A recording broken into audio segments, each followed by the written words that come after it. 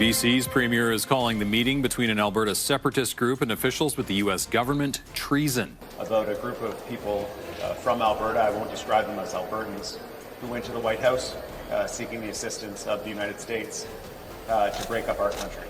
I would expect that the U.S. administration would respect Canadian sovereignty. Canada explodes as Alberta supporters reach the White House. BC. Treason. Canada just hit a political breaking point as Alberta supporters reached the White House to discuss separation possibilities. What should have stayed a Canadian fight has now exploded into an international confrontation, shaking Canada to its core. Trust me, this is a national red alert moment that could redefine what unity, sovereignty, and loyalty even mean in Canada. I don't know about treason. It's unacceptable. It's unethical.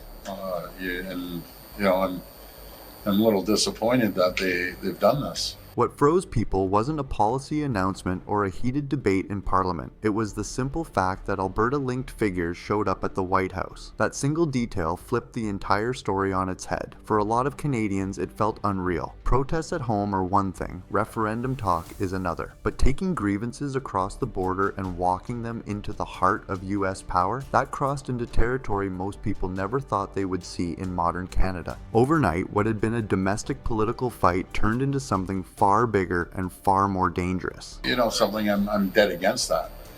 Going behind Canada's back and negotiating is unacceptable. We're one country, and we should all be sticking together. We shouldn't have groups going around the federal government's back. This was seen as an escalation, not a message to Ottawa, but a message to Washington. That's why the reaction was so intense, because the moment you involve a foreign government, you're no longer just arguing about policy. You're inviting outside influence into Canada's internal future. For many Canadians, that felt like a line being crossed that you don't walk back from easily. It changed the emotional temperature of the country almost instantly.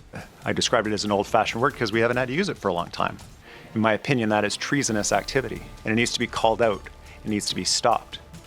Now, I'm not talking about debates that we have inside the country, among Canadians about how we order ourselves. I'm talking about crossing the border, soliciting the assistance of a foreign government to break up this country, and I don't think we should stand for it. And then came the word that poured gasoline on everything: treason. That word doesn't get thrown around lightly in Canada. It's not part of everyday political language. Canadian politics is usually measured, careful, even boring by global standards. So when a senior official used that word, it sent a clear signal. This wasn't being treated as normal political disagreement anymore.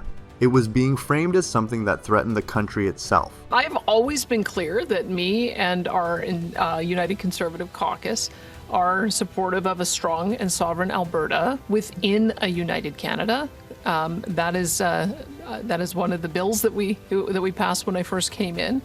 But I think we also have to be realistic that 10 years under Justin Trudeau's government, our province was relentlessly attacked. Our economy was relentlessly attacked, not only for our economy, but our provincial rights and also our personal freedoms and our way of life. The reasoning behind it was blunt. Canadians have the right to speak, to protest, to push for referendums. That's part of democracy. But there's a moral and political boundary that has always existed. You don't go to a foreign power to ask for help breaking up your own country. That's where free speech ends and something much darker begins. That's why officials drew such a hard line. Not because people are angry, not because people want change, but because they took that fight outside Canada. What we need to do is we need to give Albertans hope.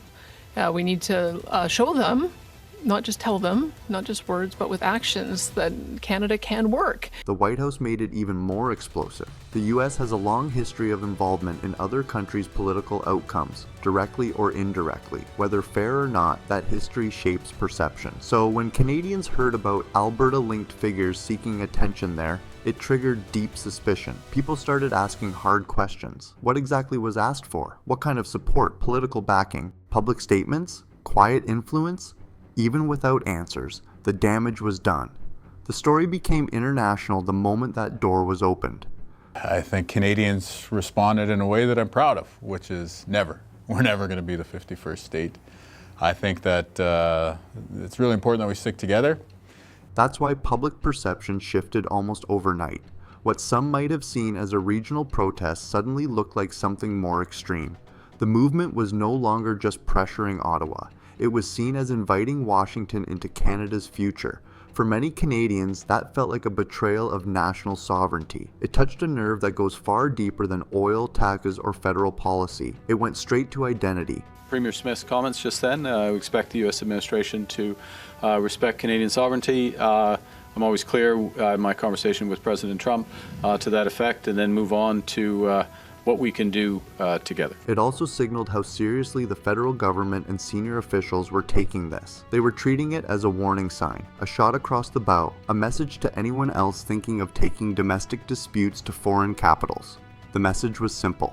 There is a line, and this crossed it. Now I understand the desire to hold a referendum, to talk about the issues we want to talk about in Canada. We got free speech, that's important. But to go to a foreign country and to ask for assistance in breaking up Canada, there's an old-fashioned word for that, and that word is treason. It is completely inappropriate. That forced Canadians to pick emotional sides. Even people who sympathize with Alberta's frustrations suddenly felt uncomfortable. You can agree with grievances and still reject the method. That's what made this so divisive. It split not just regions, but opinions within the same regions. Some saw it as desperation. Others saw it as reckless. Many saw it as dangerous. It also raised fears about precedent. If one group goes to the White House, what stops others from doing the same? What happens if internal Canadian disputes start being played out on the global stage as a strategy? That's how sovereignty gets weakened from the inside. Not through invasion, not through war, but through internal fractures being exported. Or the provinces back to negotiate something with the U.S. We all know where President Trump stands. He wants Canada, and that's not going to happen. Once the dust from the White House shock started to settle, a much bigger issue came roaring to the surface: sovereignty. That word suddenly stopped being something you only hear in textbooks or late-night political panels. It became personal. Because when a senior Canadian official openly said the US president hasn't been particularly respectful of Canada's sovereignty, people didn't hear that as a throwaway line. They heard it as a warning. A reminder that Canada is friendly with the US, but it's not supposed to be dependent on it. And yet here were Canadians walking into Washington asking for help with Canada's future. That hit a nerve. So I think we got to be mindful of the fact that a lot is going to happen over the next few months to try and make us negotiate from a weaker position. And we just have to be calm, we have to be strong, and we have to find a way to get back on the lead foot. It forced a really uncomfortable realization. Canada's unity isn't some unbreakable force field. It's fragile. It depends on trust. It depends on the idea that even when provinces are angry, they still believe the fight belongs inside Canada. The White House visit cracked that illusion. It made people ask, if things get bad enough, will groups just start shopping Canada's problems to other countries? That's not a hypothetical anymore. That's a fear people suddenly felt in their gut. We're crushing those targets. I mean, we need 12 to make the 178,000. We need approximately 12,000 signatures a week. I mean, everybody's seen the lineups going out into the dark Alberta January nights everywhere we go. Now, none of this erases Alberta's frustrations. That's where things get complicated. Alberta hasn't been angry for 5 minutes. This has been building for years. Energy policy, federal regulations, equalization payments, a sense that decisions are being made far away by people who don't feel the local impact. Those complaints didn't come out of nowhere. They've been repeated so often that they've become part of Alberta's political identity, and for a long time, a lot of Canadians outside Alberta at least understood the frustration, even if they didn't agree with all of it. There was space for debate, there was room for sympathy, but the moment foreign outreach entered the picture, that balance shifted. What had been seen as legitimate grievances started to look like something else. Not protest, not pressure, provocation. To seek to weaken Canada, to seek to go and ask for assistance to break up this country from a foreign power. And with respect, a president who has not been particularly respectful of Canada's sovereignty. That's the turning point. When you move from yelling at Ottawa to knocking on Washington's door, you change how people see you. It stops looking like a fight for fairness and starts looking like a challenge to the country itself. That's where support starts to evaporate. Even people who might have said, yeah, Alberta has a point, suddenly backed away, because now the issue wasn't just policy, it was method. And the method made people uncomfortable. There is no interference from the United States, and they are respecting Canada's sovereignty in these matters, right? There's no, we're not being told what to do by anybody we're meeting with in Washington. We're exchanging information, right? Which is perfectly appropriate. It also made the movement look more radical than it may have intended. Once foreign involvement is even hinted at, everything feels more extreme. The story gets darker. The tone gets sharper. What could have stayed as a tough internal political struggle suddenly felt like it was crossing into dangerous territory. That alienated people fast. Across the country, the reaction wasn't just disagreement, it was distrust. Opposition parties in Ottawa wasted no time. They turned it into a political weapon. Accusations flew, fingers pointed, statements got sharper. Every press conference became a chance to score points. It stopped being just about Alberta. It became about leadership, control, and whether the federal government had lost its grip on national unity. The story took over the political agenda. The narrative shifted fast. It wasn't Alberta versus Ottawa anymore. It became Canada versus its own internal fracture. That's a much more dramatic frame. For Premier Smith to stand up and say enough is enough. And either you're with Canada or you're not with Canada. And then there's the historical echo. This is where the emotion really kicks in. Canadians don't talk about war and sacrifice every day, but it's always there in the background. The stories of grandparents, great-grandparents, people who fought, worked, and struggled to build a country that could stand on its own. Unity isn't just a slogan in Canada. It's part of the national story. So when officials talked about forefathers, foremothers, parents, grandparents, it wasn't just sentimental, it was deliberate. It was a reminder that Canada wasn't handed to anyone. It was built, protected, held together through hard times. For a lot of people, the idea of asking a foreign power to help break that apart felt like a slap in the face to that history.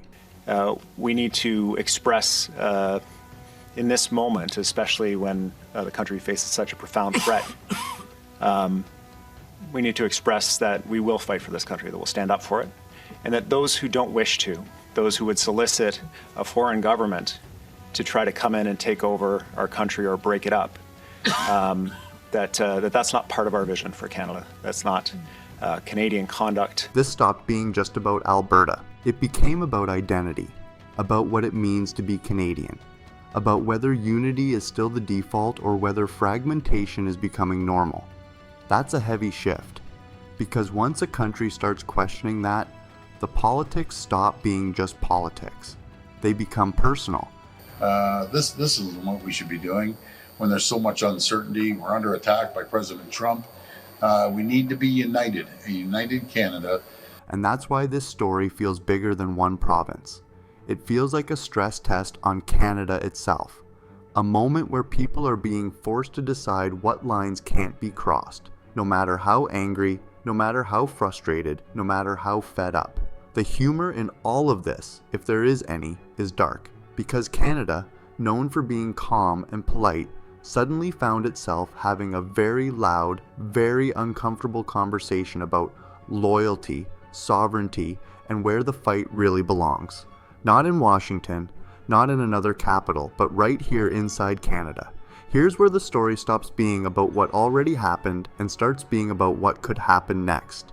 And honestly, that's the part that makes people nervous. Because if this kind of foreign-assisted breakaway effort becomes normal, everything changes. Not overnight, not with one dramatic headline, but slowly. There are, as Premier Smith has said, many Albertans with very deep, legitimate and long-standing grievances about how the Federation has treated our province, and more particularly our resource industries, and Ottawa needs to demonstrate it's sensitive to those concerns. That's the Pandora's box problem. Once it's open, good luck trying to close it. If reaching out to foreign governments becomes part of the political playbook, Canada's internal disputes stop being Canadian. They become international bargaining chips. Provinces stop just arguing with Ottawa and start shopping their grievances to whoever might listen. That's not a healthy federation. That's a country slowly turning its internal politics into a global free-for-all. And let's be real, Other provinces are watching, not necessarily because they want to leave, but because they're learning what's possible. They're learning what gets attention. They're learning what creates pressure. If the lesson becomes go foreign to get leverage, that's a dangerous incentive. It turns frustration into a strategy, and once that mindset takes hold, unity becomes optional instead of assumed. The long-term damage doesn't stop at home. Canada's global standing takes a hit too. Countries don't just see a calm, stable partner anymore. They see a country that can't keep its own house in order. A country that looks internally divided is a country that looks weaker on the world stage. That's not about pride, that's about power, and perception matters more than people like to admit. This is a country my grandparents fought for, that many people before them helped to build. It's made up of First Nations who've been here since time immemorial, as well as immigrants who just got off the airplane today with hearts full of hope of their new adopted country. Worse than that, it weakens Canada from the inside. Every regional dispute starts feeling heavier. Every disagreement feels like it could turn into something bigger. That's how internal strength gets chipped away. That's why officials keep coming back to the same message. There is a line: protest, debate, vote, argue, organize. All of that is fair game. But once you start asking foreign powers to step into Canada's internal future, you've crossed into something else entirely. That's the red line. This moment is bigger than one group. It's a defining moment for Canada, a test of whether unity is still the default setting or whether fragmentation is becoming normal behavior. The country is being forced to choose, not on paper, but in attitude. Do Canadians still believe that Canada's problems belong to Canadians, or are they okay with exporting those problems to outside players? This VO when image appears on screen.